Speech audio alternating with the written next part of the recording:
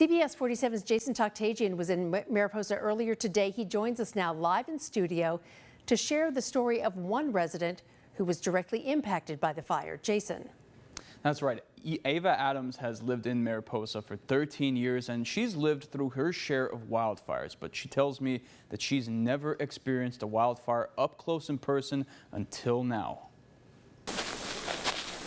There's nothing more terrifying than fire. When you see a wall of fire and heat and the idea that there's nowhere to go. Ava Adams had to flee her home on 4th of July as the French fire began near the town of Mariposa. The flames, as you can see, they were nipping at the back fence, and they stopped it literally within, less than a foot of the structures. Because of the fire's proximity to residential areas, some people were ordered to evacuate, including Ava Adams. We started packing because I figured there was going to be an evacuation order. You could smell the smoke. It started to get heavy.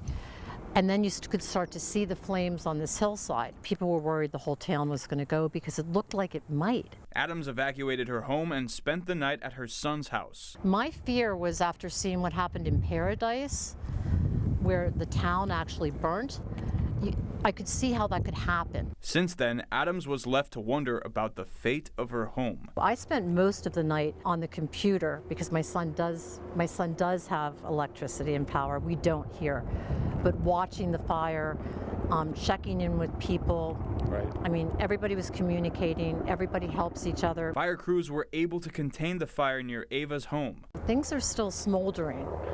I'm a little bit concerned about that. I'm going to stay at my son's, I think, until the power comes on, which sounds reasonable at 110 degrees. CAL FIRE tells me they are making progress putting out the fire. Currently for today, it's all about improving the control lines that they've put in. I would say probably by tomorrow we should have control line around most of the fire. And for Adams, she's thankful for the work by fire crews that kept her community safe. Thank God. I mean, it was a miracle to me that the firemen actually were so exact that the back fence burnt. And Adams also tells me that the fire happening on 4th of July was a challenge because it was difficult to get a hold of some people to tell them about the incoming fire. In the studio, Jason Toktagian, CBS 47 Eyewitness News.